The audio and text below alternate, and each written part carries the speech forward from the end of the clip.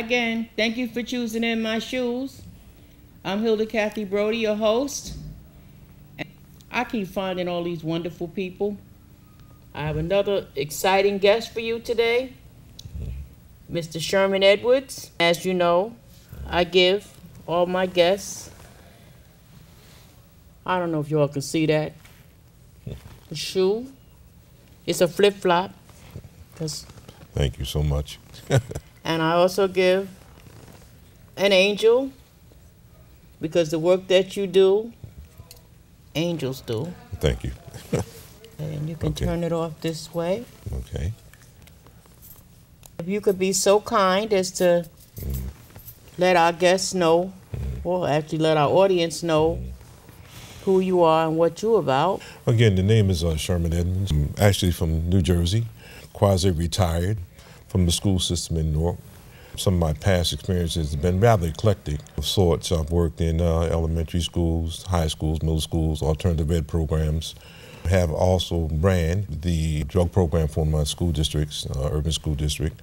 I have worked in from the prisons, from Broady Prison, which is now considered Eastern State Prison. Oh, they changed the name? They changed the name because there was a problem with the townspeople feeling that that was a stigma. When you heard Broady, you thought automatically of prison instead of the town. And as, I've worked in psychiatric clinics, worked with M.I.C.A population. Currently working now with homeless population, which is teens, which I'm working now under the auspices of Covenant House.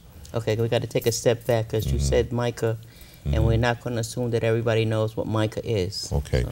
Yeah, M.I.C.A is a mentally ill, chemically abused population, those who experience mental illnesses.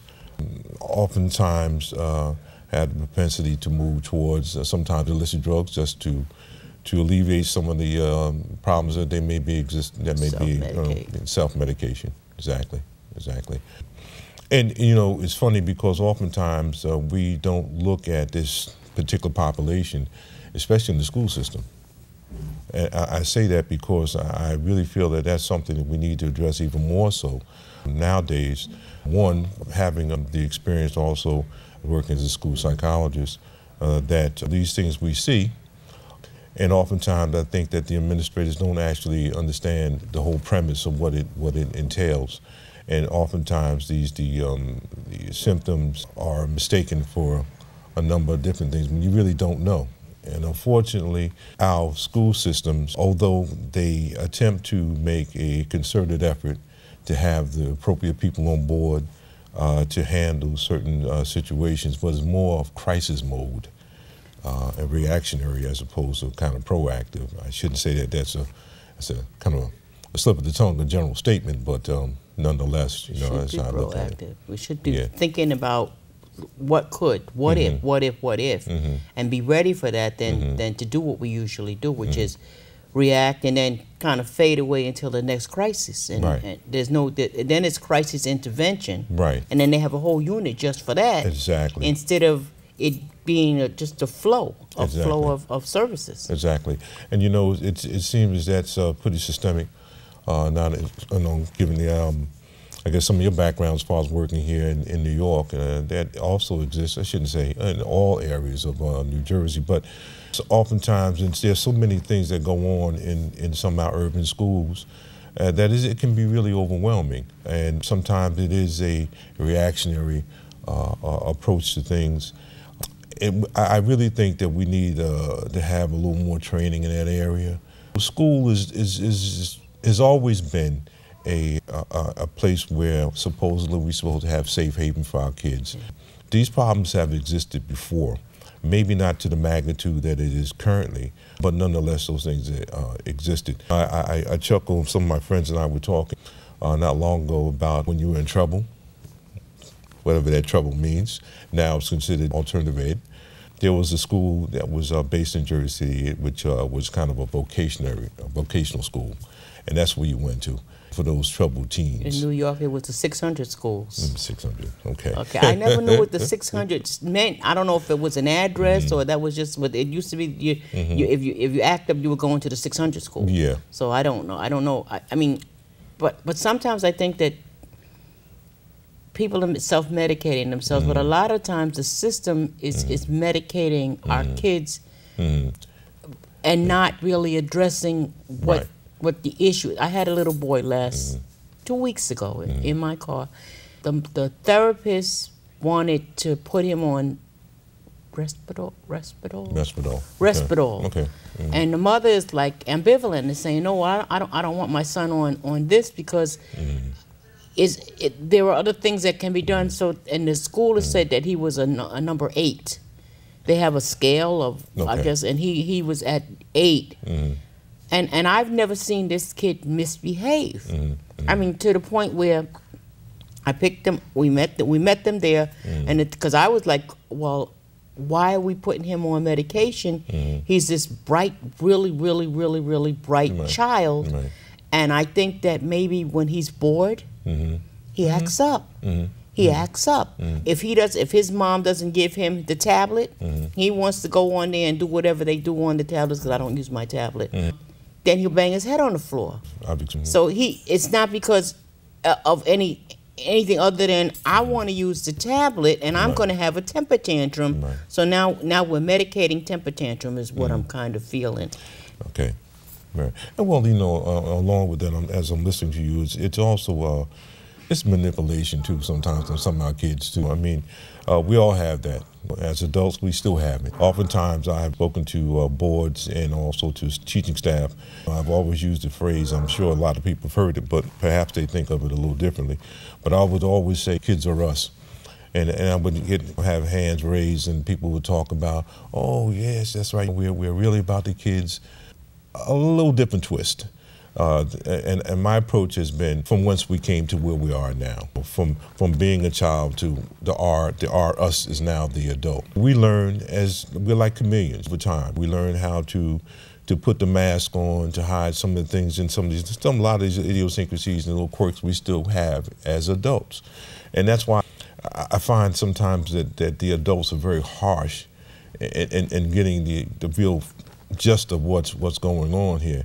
Given the situation, then oftentimes in some of our urban areas, we don't take advantage of counseling opportunities that are presented. And also, too, what's important is having the right type of counseling. And I'm not talking it has to be color specific, but it has to be someone who really is trying to really find out what's going on and help. Also give the kids the tools that he or she needs and understand that it's not a thing of perfection, as you see like in addiction, having worked in addiction in the areas of addiction for so long. Oftentimes we think it's total abstinence of behavior, void of anything and what we have to look at is the small increments, and there's no one that I know of other than that which created us is perfect. He said, I made you in my likeness, I did not make you me. And when I take that into consideration and understand that we are all skewed, and with that little thing out of sync, so to speak, we work so hard to move towards bettering ourselves. I'm not saying towards perfection. Unfortunately, sometimes the word is so misused, and we get a little off-centered with that, because oftentimes I tell people time and time again, our life is truly a journey, not a trip. Exactly. Yeah. Sometimes that journey is rough. Yes, it is, and I mean that goes also to having worked as well in halfway programs, and this whole recidivism thing. I have done lectures where I've told gentlemen that your life, again, is a journey, it's not a destination. The destination will be it if you continue to do the same behaviors, as they say. Who's Miles Mabley? So if you've always done what you've always did, you'll always get what you always got. That's it. And we have to understand that we have to constantly work on ourselves. Sometimes we take those who are in charge, oftentimes, not oftentimes, I should take that back. A lot of times, come on, you can say it. Take a very elitist status. And they themselves are still working through their own problems through servicing these other people. Because it becomes a them and a us instead of a we. Right. And I've always tried to keep it at we. Yes. And this way I'm included in it and you with me. Yes. So that's how it should be, but it usually is them and us. Yes, and with that, I think sometimes we lose focus, because then it becomes so much of us. We we even get upset at the disappointments when a student or a child or parents, for that matter, and also those who are incarcerated, when they come out and they do the wrong thing. It's not what we expect them to do. We think they should know by now. We think they should know by now. But again, I mean, who are we to say what their life journeys are? Like they said, the best way is first to seek to understand. If we can do that and really understand that, not just the words, but actually work towards that, you'll find that the disappointments in what we use the term failure. Like they say, Confucius said, there's no such thing as a failure. It's just an opportunity to do something different. And if we think that we are beyond being tweaked, then you are absolutely fooling yourself. And you're fooling other people because you're trying to put on this front on, and it's not actually not to your benefit. And that's where I think I had a lot of success when I was doing voc rehab, is because, I mean, I would tell people everything that was wrong with me when I first met them in a group. We had a group of like 40 people, and I start from the tip of my head and work my way down to my feet. That's right. And say, I got bilateral carpal tunnel, I'm TBI, I can't hear out of one ear, I got bad bilateral hip replacements, and guess what? It means nothing to my boss because I'm a damn good counselor. That's right. That's right. And then she don't care. They better not be caring about if I walk with a limp or if I crawl. That's right. If I'm providing you with the services that you need. That's right. What is it that you need? Tell me what you need. And a lot of people never ask the client what it is that they need. What do you want is different than what you need. Exactly. I rather deal with what you need, because if you can get what you need, then you can get what you want. And you're so correct with that. I think that it even takes time for a person to understand what it is they actually need. Oftentimes the words don't come to mind, and there's some on as articulate as we think they should be. This is another part of this journey. This is I think one of the really important tools that we must understand, is that oftentimes you used to hear, as we're growing up, patience is truly a virtue, and it really, really is. And you begin to understand as you move through this process, and you have to understand, say, you know what, okay, it took time for me to get where I'm at. So what makes you think that I can't understand that it's going to take time for that person to get to where they're at? It has a lot to do with exposure. We know that. And we also know, too, that it has a lot to do with a person's belief system. We don't take this into consideration, because sometimes I think, and I have been in meetings and been around people, and it seems as if everyone is taking a turn. How you go to the butcher shop and you take the number, and he calls your number. And I've seen people have the propensity of just doing that in how they begin to explain. It becomes more of an autobiographical thing, where that's fine for the moment, perhaps, but overall, I have to meet the person where they're at. I can't expect them to do certain things that they haven't been exposed to. That's only fair. That's only fair. And that's how we try to work with people, especially people who are chemically dependent in remission. Because just because you're 52, well, how long did you use? That's right. And some people say, just 25 years. So I said, so you're really just 20-something. And these are the things that you're going to need to do to attain the goals that you are saying that you want. But you have to take a step back, because what were you doing before you were using? Yeah, true. Okay, and they call me nosy. I said, but nosy is a good thing. I said no. I said, but if I don't know, then if you don't tell me, if you don't feel comfortable telling me that, then how are we going to discuss what your future is if I don't know from whence you came? True. Can you do that? Can you do that? Because a lot of people who are coming out of the prisons now, they want the sun, the moon, the stars, and earth now. Actually, they wanted it before they got out, but they want it now. Exactly. And to get people to understand that there are steps that you have to take. There are sacrifices that you have to make. There are things that you have to do. What are you willing to do for you? Not for me. You're not doing a thing for me, because my check is coming in the mail, whether I help you or not. The check is coming. I would really like to help you. Right. This is one of the hadiths in Islam. that the prophet, peace and blessings be upon him, said, I want for my brothers, I want for myself. This thing isn't as heavy as we profess it to be. Oh yes, you're going to have disappointments, but if you're in the helping profession, you have to expect that. That's part of the scorecard. The scorecard isn't kept with how many people live. I look at sometimes on the running programs and having been around them long enough, I always sometimes would have to have data. Okay, exactly. And the data says, this. But under all of that, in the real world, in the real sense of helping people, you should not attempt to keep score. That's just my opinion. Except that from the funding sources, from the funding, oh yes, point of definitely view. from that. See, but I learned how to do it without doing it, because at the end of the month, you have to provide people with numbers. Correct. But in the meantime, and I used to have a little piece of paper, and I would just kind of like check off stuff. People say she never takes notes. You say, yes I do. Yes I do. I'm taking notes. I got you. I got this. Now tell me what are we going to be doing? And that's how. And that's easier. What are we going to be doing than what am I telling them? Exactly. Because now it's me and you. We're working together. That's right. Because my mission in life is, if my mission in life, and I tell them all, is to get the hell out of you, to get the hell out of my life. If that's my mission, then I have to provide you with the services that you need so that you can succeed. Because you're going to come back if you're not successful. And guess what? If you come back within a year, I got your back. Exactly. So you don't want to keep coming back here, because this is not the end of the road for you. Exactly. That's not the destination. And our kids, our younger people, haven't even realized that there are things that they must do for themselves. Exactly. They're waiting for it to, I don't know, drop out of the sky or somebody to deliver. And I'm not sure if that's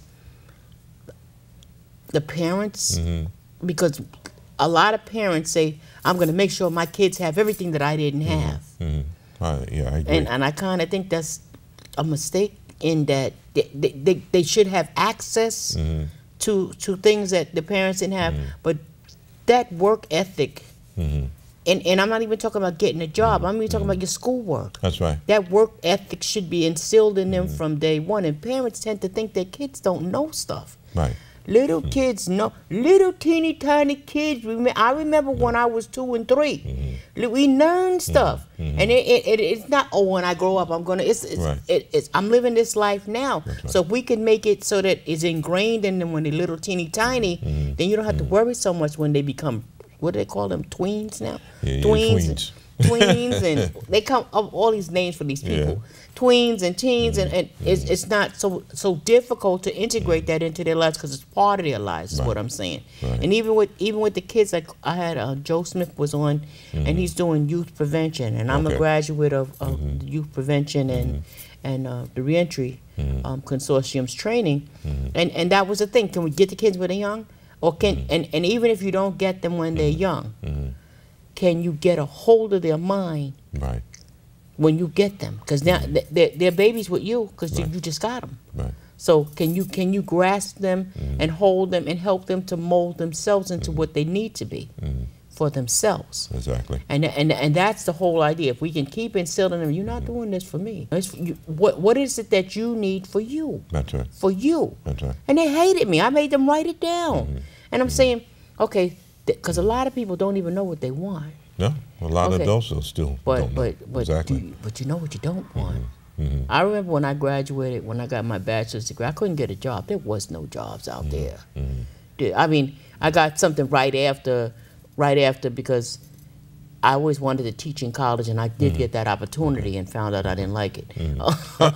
Okay, but that was a good thing. Now, a lot of people never say, I want to do this, and they never get to do it. But I got to teach at Fordham University and found out, I don't want to do this. This is not something that I want to do. Okay. But I figured out something else that I needed to do. But I at least had that opportunity to strive toward it, and opened up my mouth and said, I want to teach. True. Okay, I want to teach. I don't want to teach. I don't mind teaching. I hate grading. Okay. And I didn't. My older sister, the one that taught me how to read, was one of my students. That was kind of ironic. Yeah. I had to go to my boss and say, that's my sister, and you're gonna have to grade her stuff because I don't want them to say that I have a conflict here, Right. and I gave her good grades. I don't want to give her bad grades because she's my sister either, because I don't want you to think that. But that was it was something that I got to do, and I lost my train of thought as usual. Oh, getting back to the kids, but Right. getting the kids to stay on a topic and be there. And when things didn't work out, and a whole lot of times they didn't work out, I always had more than one plan. And we don't teach our kids to plan either. Yeah, true. Unfortunately, you know, what happens if you don't get a good grade? Right. Right. You know, I had a whole lot of problems when somebody told me I was reading 2 grades below level. I'm like, It's funny. This whole A, B, C, D, F, G kind of grading system also too. I sometimes have problems with it, and I've seen it so many times where sometimes I would have teachers tell me, Mr. Edmonds, let's say for instance, Fuquan didn't, you know, he's just messing up. He's not doing what he's supposed to do. Look at this paper. I don't even think he even took the time really to do what he had to do on here and really try to pass his test. And then oftentimes I had to kind of go back with teachers and say, okay, well, what was Fuquan doing before? Absolutely nothing, being disruptive and feeling really kind of isolated. And so therefore, you know, she would act out. But at the same time, too, I would also look and say, okay, well, how many did he get correct? How many did it look like he actually put forth an effort? And there's some of them, in certain cases, there were problems that he really kind of worked at and had a general idea. So again, I go back to what I spoke about earlier, this whole idea about this perfection thing. Things are in increments. So as long as he wasn't acting out this week, he did attempt to take the test. And sometimes we have to applaud those little minor, what we consider minor, or sometimes people say, oh, yeah, he didn't do, but he made the effort, and that's what we need to start doing. And because what you're doing right now, you're building a person up, and you're also meeting them where they're at. And you cannot be an effective counselor, therapist, psychologist of any sort if you don't meet people where they're at, you don't develop the rapport, you don't develop a sense of trust. All right, be non-judgmental. Oftentimes when I talk to my kids, you know, they may say, Dad, I'm going to talk to you about something, okay? And sometimes I'm sitting there, I'm kind of biting my lip and saying, oh, my son is telling me this, and I'm going to tell him, no, man, what are you doing? But the more I've told parents this time and time again too, the more I suggested to him and questioned him, and I kept him in the process of thinking about how he was going to resolve this problem. He continued to own that problem, and at the conclusion perhaps of our conversation, be it short or long, he had rendered some type of decision in his mind, and oftentimes he was so, well, Dad, I'm going to do A, B, C. Okay, now I can walk away from that conversation and feel like I didn't give him the advice that I would do, because it's not my problem. And oftentimes we say, okay, you do this, and if a person doesn't do it, well, you didn't do what I told you to do. No, well, actually, it's not my problem. The idea here is to get you to think, to own the process, and to own the consequences of your decision. And then at the end of it, I wouldn't say to my son, oh, well, you know, you didn't do what I told you to do, and it didn't turn out that way. It was that, are you satisfied? What do you need to do differently now from this point forward? And that's the same what we have to deal with our young people. And that's what's so important. I think we lose that somewhere. We get this education, and we come with all these theories, and it's something real simple. Like I said from the beginning, first seek to understand. And understand that who you're dealing with, understand that this is going to be a journey. And it's so, to me, I feel so like I've done something when I see young people in the streets and they say, hey, Mr. Edmonds, remember me? And sometimes I do, sometimes I don't. But I act like I had just saw them, and I am so happy with where they're at, what they're doing. I still continue to just say, hey, take my number, this is where I'm at, give me a call anytime you just want to talk. Because I know that, like I said before, we are constantly tweaking ourselves, and there's no formula other than to help that person help themselves and see themselves as being successful, and also see themselves as saying that they have value. They have value, and we lose that somewhere. I haven't figured out quite where it got lost. You know, because you know that it's something is missing, but when did it go? Right. Was it always gone and we acquire it, or did we lose it? Did you have a hole in your pocket and drop it out? It's almost probably all the above. And you said earlier that in the pursuit of parents wanting the best for their kids, you know, sometimes we have to work the extra jobs and do some of the extra things.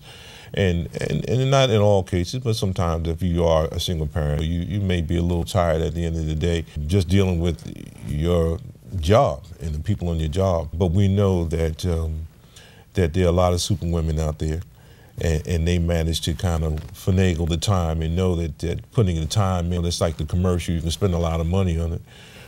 Taking the kids to the ball game, the hot dog, and so forth and so on. But at the end of it, said just the quality time is priceless, and that's what's so important. I have 2 grandchildren, and one in particular that my oldest.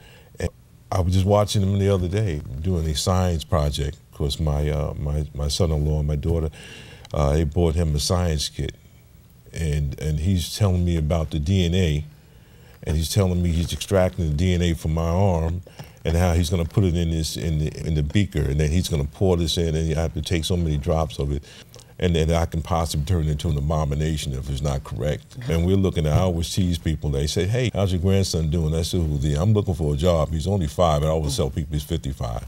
But those are mine. I mean, that's not just my, you know, but I see and have seen so many young people who are just looking for just give me a chance, just like they say, just listen to what I'm saying, not hear me, because sometimes the delivery is not always what adults expect.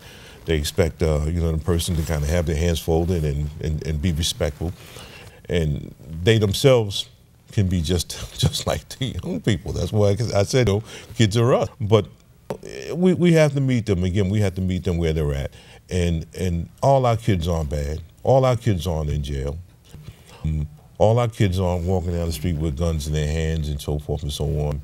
This is a lot of media hype too. You know, a lot of they don't see any. I think recently I've seen more positive stories on the kids recently, but it's always been they shooting up the neighborhood. That's right. They robbed this one, they hurt that one. So people are afraid to go outside. You don't even want to go outside, and the kids don't want to be out there. So I think so. You tell the kid, I don't want you playing the video game all day. And what is the alternative? Well, you know, I think that's been a kind of a historical thing. We've always told them what not to do, but then we don't really offer too many alternatives for them. I mean, you can even look at summer jobs. Over the years, they dwindle down. It's almost like a lottery. You know what I mean? It is a lottery in New York. And the thing is, okay, the applications are going to come out like the last week in January. Most people don't know that. So then you're not going to get a job. Because when I was, the kids, the people that I have now as coaches in my bowling program were children at the time. And I noticed, there ain't no jobs. Ain't nobody going to get a job here. But I don't need y'all on the street because I don't want y'all to get hurt. That's right. So I paid for them to get coach training. So they're all coaches. They're all certified United States Bowling Congress coaches. Up to bronze level. Up to, some of them at the same level as I am. And I'm like, I don't care. I want you, because I know that you're going to be in a bowling center. That's right. Safe. And you can make some money too, because bronze level coaches can get up to $75 an hour. Wow. So it was a win-win-win. I need you to do this because it will improve your game, but you can also teach somebody else. You can give me peace of mind because you ain't going to be out in the street and doing nothing. And I know that the people in the bowling centers are going to watch you and make sure, because even if they don't know your mom, they know me. And you know what also, the other thing that they're going to be doing, they're going to be, you know, modeling behaviors. You know, someone like they say, constant association brings on the simulation of thoughts. And when you have young people that are around other adults who are acting accordingly and know that they should be acting accordingly, kids tend to pick those things up. You would be surprised how they mimic certain things. Because oftentimes I can think back now as an adult, and I might do something around the house, and I say, where did I get that from? It comes from my dad. It comes from my mother. Those influences and being around other people. But that is part of what you had mentioned earlier about where do we kind of drop the ball at? We don't have young people around us as much as we should have. I mean, sometimes it's the time is so limited. Like even with my coaching, I did not choose this. Okay. I am not a mother. I'm an aunt. I'm a sister. I'm not a mother. But my grandnephew wanted to bowl, and his mother worked every other Saturday. So I would take him on the Saturdays that she worked, and then he realized that she knew nothing about the sport either. So he kind of let me know, well, on Hilda, I think I need you to be there every week because Ma don't know what's going on here. On that, and he was 4 then, he's 30 now. So when I started coaching, it was the Smurfs. I was missing the Smurfs, and it was killing me. You know, but as I got into it, in the older kids, there was one kid who he came every week, but he didn't bowl. And I kept saying, well, why are you here? He said, I play football. So I said, oh, that's nice. Okay. Well, don't they play football on Saturday mornings too? And he says, I'm just watching. And I found out that he had been bowling, and the coaches that were handling the seniors before I went upstairs, he didn't like the way they treated the kids. Wow. So, because they didn't show up every week, and they weren't really coaching, and they weren't, and so he was just seeing what I was doing. And it was like, let me let you know this. If I say I'm going to do it, I'm going to be here every Saturday. That's right. Before you. If you come, I'll be here. That's right. And he noticed. I said, so you might as well just bring your balls and come on, because, and I found out that he had, tried to drop out of high school. Well, sometimes I don't allow that. Well, that's a saving grace. I mean, that's a saving grace. I don't allow that. Like I said, if you don't get your body back into some kind of something, I'm gonna whip your butt. And he looked at me, and I said, and if you go and tell your mama, I'm gonna pick her up and whip you with her. You get yourself back in school. Nobody drops out of high school around me. You get in school and you do what you have to do.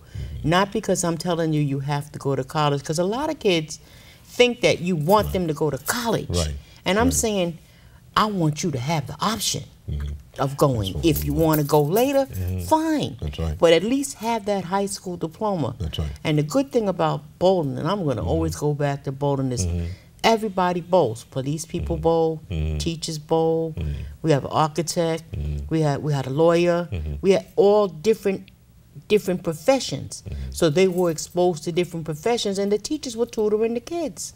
So our kids didn't drop out of high school because we had tutors right there. They have to bring their report cards. Let me see what you're doing. No, I'm not going to punish you. I want to see what you need to succeed. And it was non-threatening, but I threatened because I will beat you up. And I know how to beat them up, and I know how to beat them, and I'm not talking about I don't know how to leave marks. Right. But I used to take them on the lane and beat them up. I beat you bowling. I may not be able to do that now because they're all better bowlers than me because I taught them well. Right. But at least they all graduated from high school. We only had from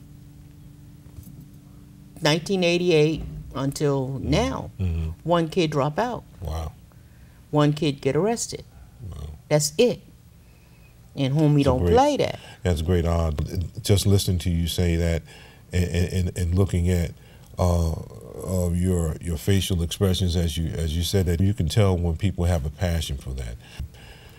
Not everybody has it. I've come across people say, oh, I'm working with kids. Well, that shouldn't be the alternative. Is it that you really want to work with kids? It takes a lot. It takes a lot of patience, but it also takes a lot to find out who you are as well in this whole process. And that's why I go back again. It's about tweaking yourself, making certain adjustments to yourself even as an adult. And it has a lot of redeeming value to it. And it's not, I kind of like it. Who was it? Marvin Gaye just said, "Throw up both my hands, make me want to holler. Just throw up both my hands." Just kind of like just say that I don't want to have anything to do with them. All we're asking for is giving people an opportunity to realize. I know it sounds like I'm beating this up, but to realize their dream, whatever that may be. Now, I do believe, and I've used this on several occasions that I've lectured, I call it my brick in the wall theory. It's ironic that you have bricks in the back here. And I use it metaphorically, saying that you can put yourself, you can pick any brick out in this wall and say that that's me right there, okay? And you look at the wall, it goes up, it goes from left to right, and you always look at it from the perspective that there's always going to be people greater and lesser than myself. And there's a whole lot of people alongside of me too.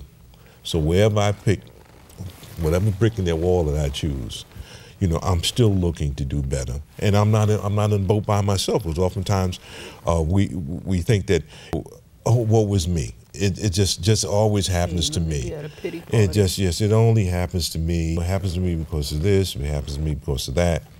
You know, there are always situations, and like I was telling someone the other day, it only becomes, whatever that problem may be or whatever's stressing you out, it only becomes powerful when you give more power to it. One guy told me one time I was walking by, he said, worrying is the worst way to use your imagination. And just kept on walking. I walked away and I was like, wow. I don't know whether that was just a godsend, was someone just told me to say stop and say something to me. But when we think about it, that goes right back to giving power to things that is always the worst case scenario. You can have someone who has one arm, you have someone who's just progressing has no arm. But we always look at it so personally, and until you kind of really look and say, you know what, I can rise above this. I can actually put forth an effort, look back into the things I've done thus far in my life, where I put forth an effort, and I've been successful at that. Now, I might have done it for a week before, and I may have to do it for 2 weeks this time. Whatever it takes to get to that. But it has to be moral in content, and it has to have some value to it.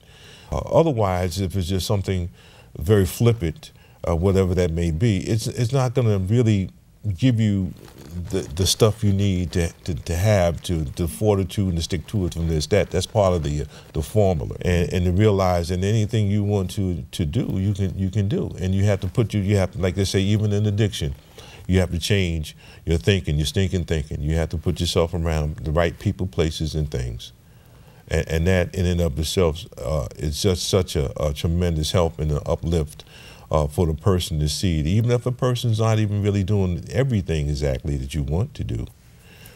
But he or she is moving towards a goal. Exactly. Towards a goal, and that's so important. And people like yourself and those people that work with you are godsends. And in this particular here, as you said, an angel, we all are. We all are. Sometimes I don't think that we realize what we really have to offer. We think that sometimes it has to come, well, how much money am I making, how much am I giving? It's just time. You know, sometimes it's just time. It really is time. I did a group some years ago in Broadway. I had guys sitting around telling me what they did and how they got here, and I guess it's supposed to be this real fear factor. So when the last person spoke, and I kind of sat there and was no words being exchanged, I kind of, chuckled a little bit. So one of the guys looked at me, and I was like, he said, "Why are you laughing, man?" I said, well, "What you just explained to me was everything physical, man. And sooner or later that wears out. And like they say, man is mind. If I think, therefore I am." And then one of the guys said, he said something that I thought was pretty profound. He said, "An angry man can't think, and a confused man can't find direction. Which one are you, or are you one and the same?" Our young people, people in general, we lose our way. We lose our way, and we think that this age thing puts us in this situation where it's almost supposed to be like automatic respect, and wisdom is supposed to be bestowed upon you. But if you haven't learned through life's lessons and realize that you're continuously growing and learning from the cradle to the grave, then you're really a train wreck. And then you'll see where some of the addiction comes in. You'll see where all the other things that we do sometimes to mask the symptoms, or to mask the rejection, the hurt, the pain. And it's more out there now about young children being molested. It's more out there now. It's the media has sung the song now, as I said. But back in the day, kids had to hold that in. And you kind of took it out on yourself. Yes. Because it was your fault. Yes. Even though at the time you had no power over what was happening to you. And I was always angry with the churches because they kept preaching, keep your virginity, purity, and you're sitting there going, I ain't had no choices here.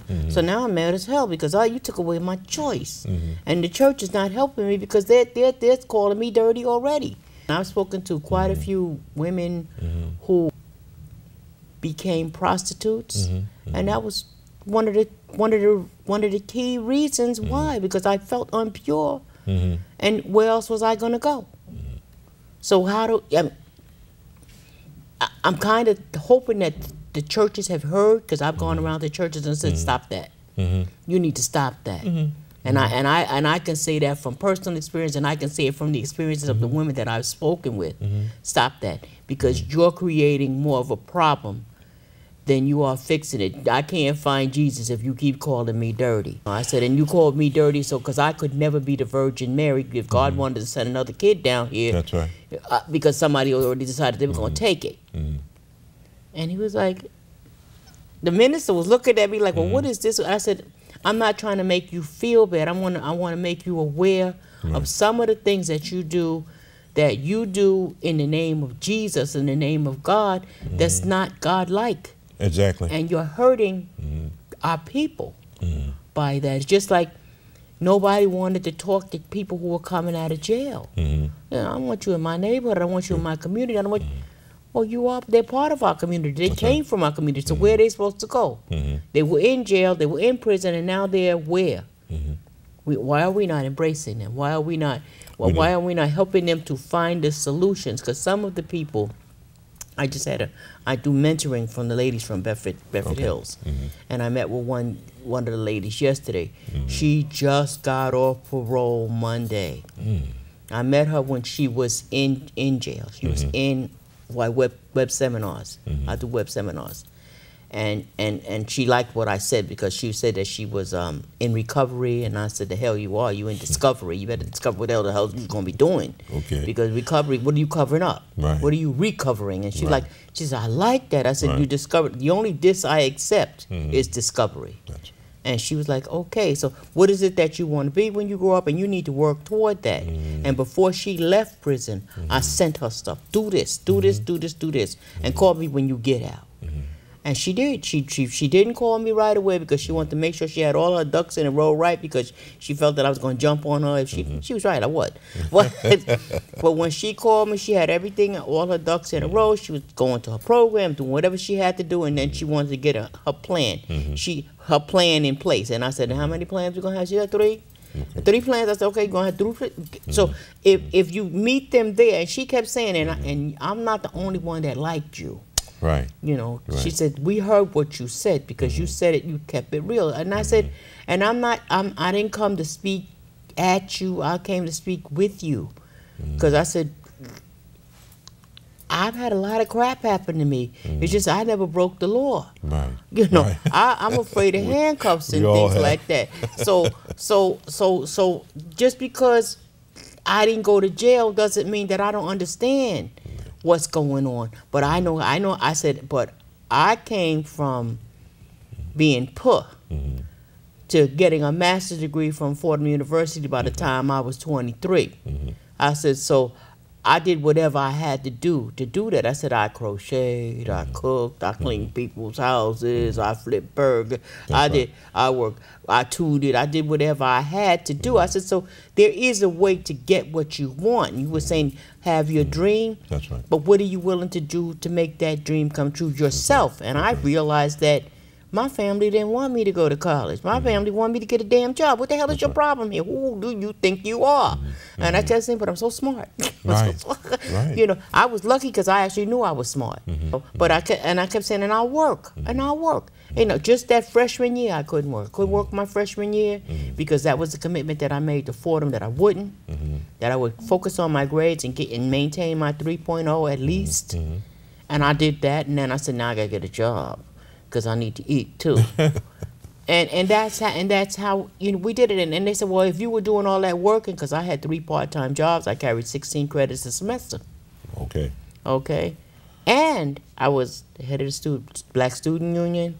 I was in student government. I was in college council. I was on the student allocation budget committee. Okay. I was on the academic probation committee, because from my childhood I had no control, and now I felt that whatever I did or wherever I was going to have some control over my life. And that was a way for me to be involved. And I see that. I was thinking about this the other night, and I said, damn, I carried that on to even when I was a voc rehab counselor. I was labor management chair. I was on the SCD labor management team. I was on the health and safety. Because the early indoctrination of all these things. Because if I always felt being disabled was the worst thing that ever happened to me.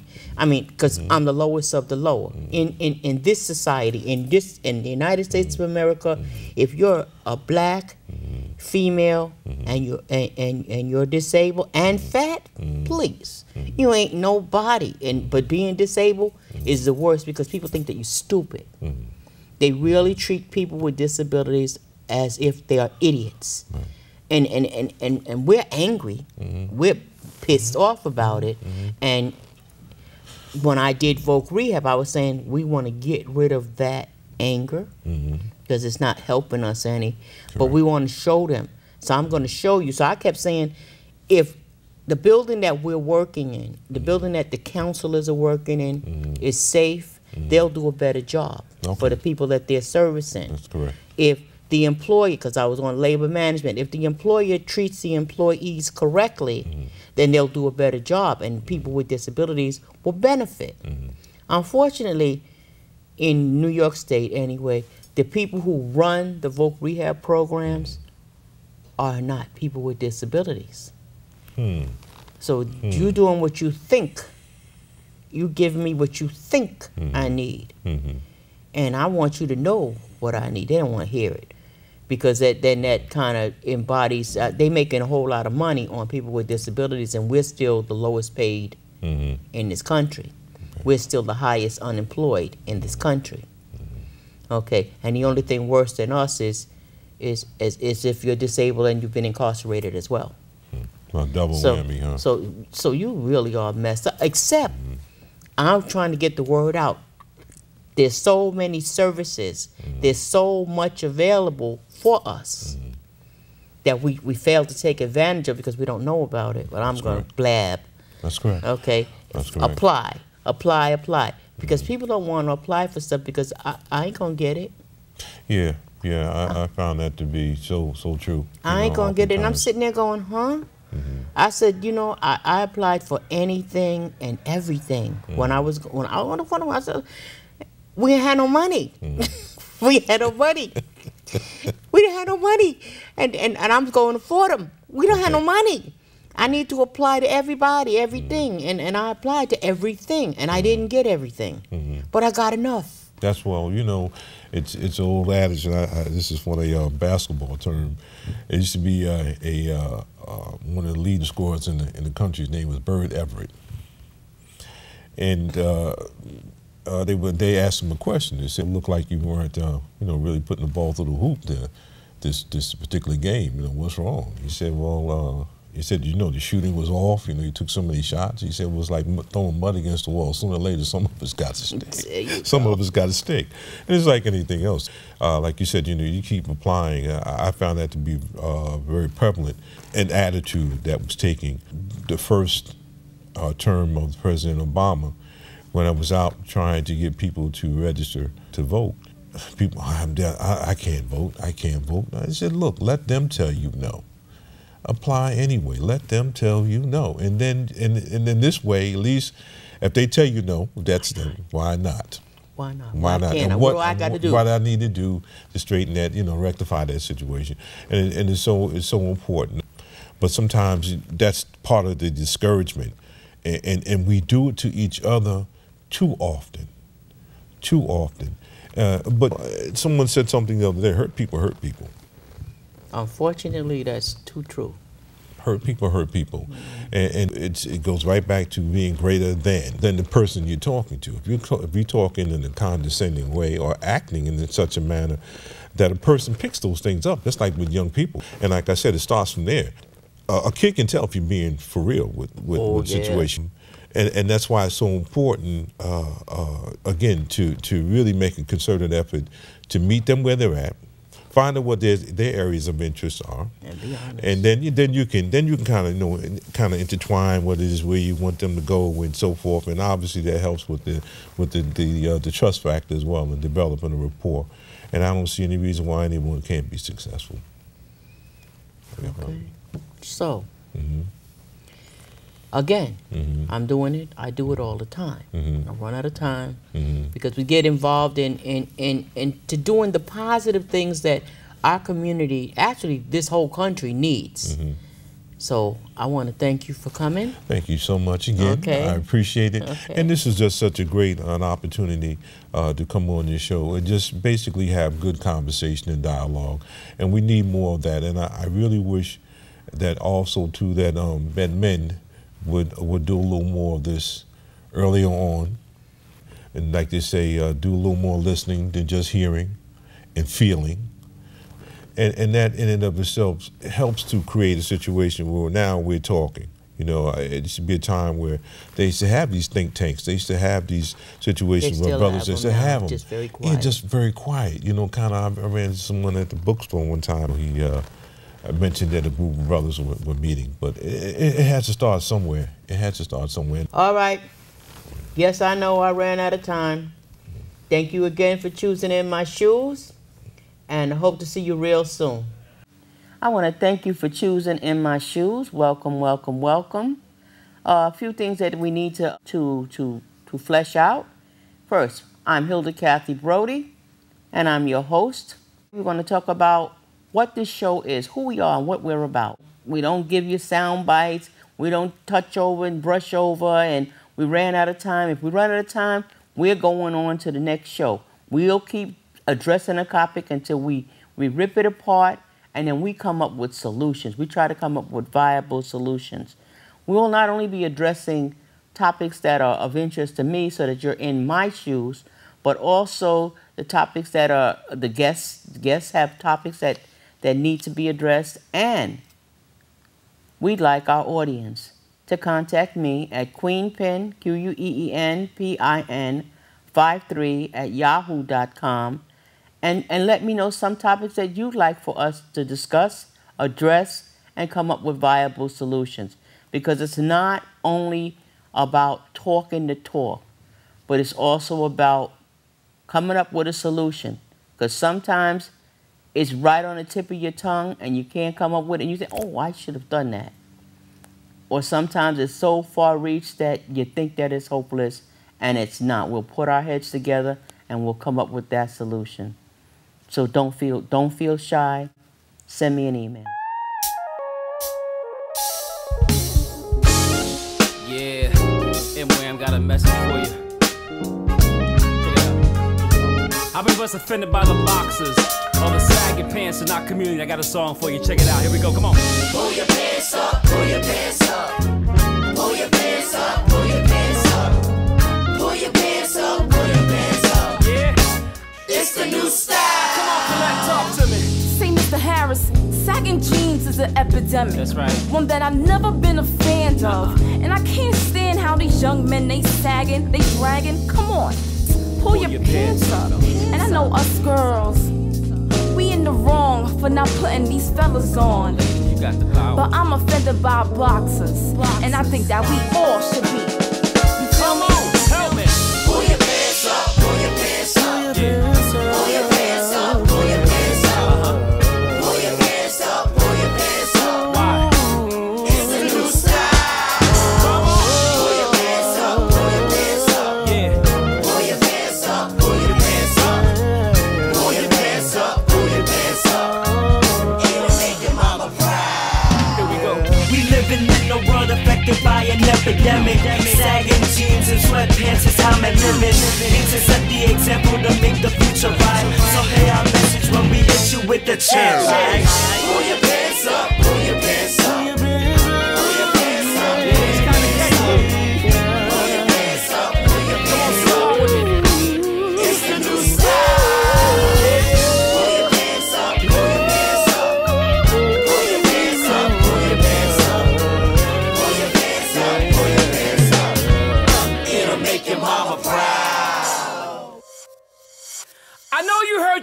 say.